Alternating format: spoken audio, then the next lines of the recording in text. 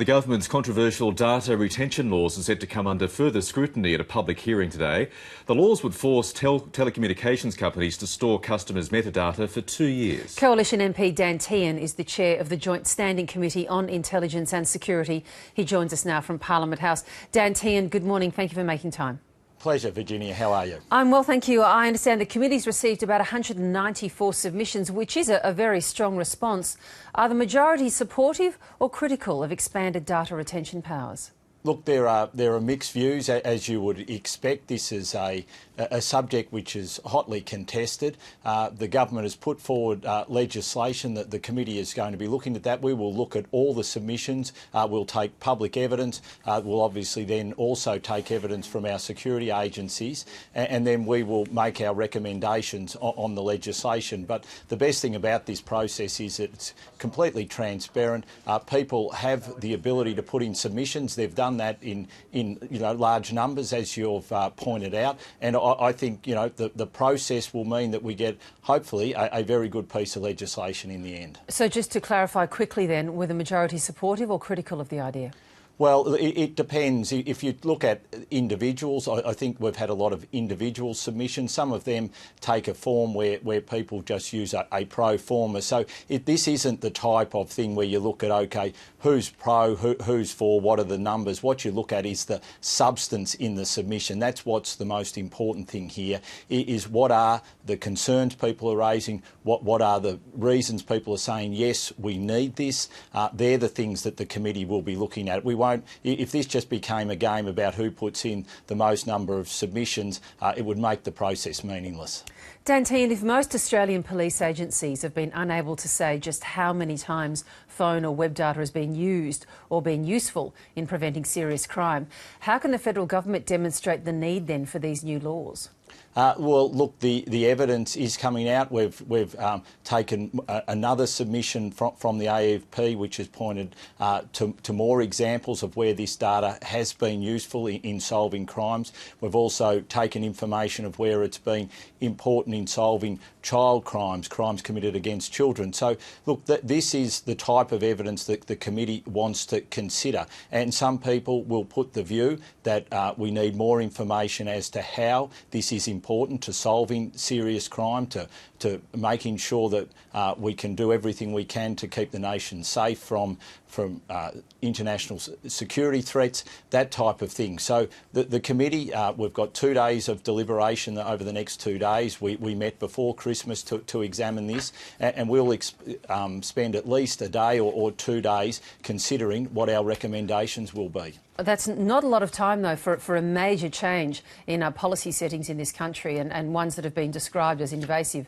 of our privacy. But it seems from the very positive way in which you speak about that second AFP submission, that this is a committee set up only to establish support for a bit of legislation that's already been put together by the government. I wouldn't agree with that point of view. Obviously, we've looked at 2 other major pieces of national security legislation last year as a committee.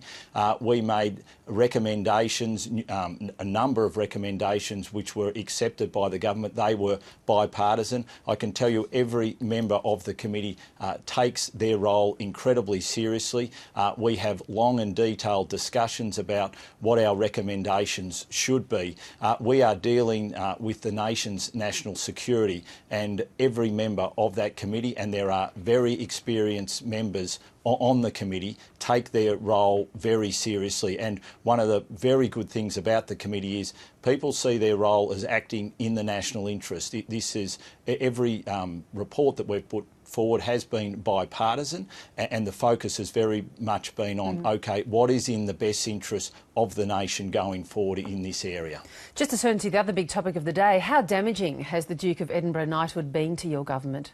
Well, I think the most important thing is that we now focus on what's important to Australia and local communities. That is the thing that the government was elected to do, and that's what we need to do. We have So just to jump in then, how damaging and how distracting has it been to have this issue when you have, as you say, such important issues for the nation to consider? Well, Virginia, I think you as the commentator are best placed to put a view on that.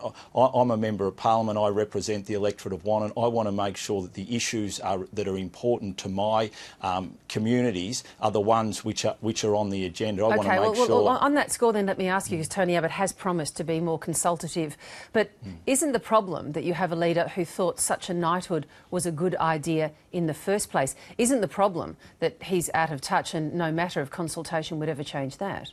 Well, to start with, I think it's a good thing that the Prime Minister has come out and said that he's going to be more consultative. I think good government is government which does consult, which is very transparent, which makes sure it goes out and hears the views of the community and then puts the issues which are important to the community on its agenda. And if you look, that's what the government will be doing this year. We've got a families package which is going to be announced. We're looking at tax reform. There's workplace relations reform. There's the intergenerational report. We've got to form another budget. These are the things that the Australian people want us to see that we're getting on with and that we're using these to deliver for them. And that is what the government will be doing this year. It is a full agenda. It's one which will focus on communities and that's what I want to see us do. Well then, on that point, if the Prime Minister is to consult more, as you've been promised, would you have an expectation then that you could be able to persuade him to stop a course of action that you considered wrong? Is that what you understand consultation to be? Well, look, there are processes that every government has where you make decisions or you think about making decisions, and we have a party room, we have a cabinet, and the decisions go to those, and there you have robust discussions and you come out and you make a final decision. So these decisions need to go more to the party room, need to go more to not just cabinet but to the party room and more broadly, in your view? Well, it's clear that the knighthood decision didn't go to cabinet and it didn't go to the party room. And it wouldn't have gone ahead if it had, would it? Well, look, that's what do you reckon? That's conjecture. Well, that's conjecture. You're in the party room, not me. Yes, no, look, that's conjecture, and I think you could probably say that from what we've heard, but being frank, that no, it probably wouldn't have. And I think the Prime Minister has been very open and frank and coming out and saying, look, he should have consulted more on this. And I think the most important thing now is that we move on, that we really focus on the matters which are important to Australia, because that's what we're here to deliver as a government. That's why we fought so hard to win government, because we thought that we had a positive agenda for the nation's future. And we've got to get on and put that agenda out there and convince the Australian people that we need to be re-elected again. Let me just finally read to you an interesting observation from Nikki Sava, of course, well known to you and others. Of course, she worked in the office of the former Treasurer, Peter Costello. Frontbenchers as well as backbenchers are realising it's time to stop criticising staff and start directing the blame for the government's predicament where it really belongs, with him. By that she means Tony Abbott. They now accept that they have to convince him to change, and if they can't, they'll be forced to consider changing him. Can you change Tony Abbott? Look, the thing about what Nikki's saying there, and I think it's very relevant to every member of Parliament in the government, that the buck stops with them. Individual responsibility. The buck stops with the Prime Minister. Well, the buck stops with all of us, and we shouldn't forget that. I mean, the performance of the government, we are a team. We are a team. We are a party. We're a coalition. What if the guy leading your team doesn't truly represent you? Well, look, the point here is, and what Nikki is saying is, it's up to all of us to be doing our job better. It's up to me to be doing my job better. It's up to the Cabinet to be doing their job better. And as the Prime Minister has said, he has to consult more and he has to listen more. And we need to get focused again on the things which are important for Australian communities. And that is what I will be focused on, and that's what I'll be saying to myself every day. Let's make sure this government is going to be delivering for our local communities, because that is what we're elected to do. Well, Dantine, I think you dodged a bullet in that column, because she doesn't name you as someone who's got to lift your game and change you. At least not yet. We'll see how you go for the future. Thanks very much, Virginia. Good on you. Thanks so much. Cheers. Dan. Bye.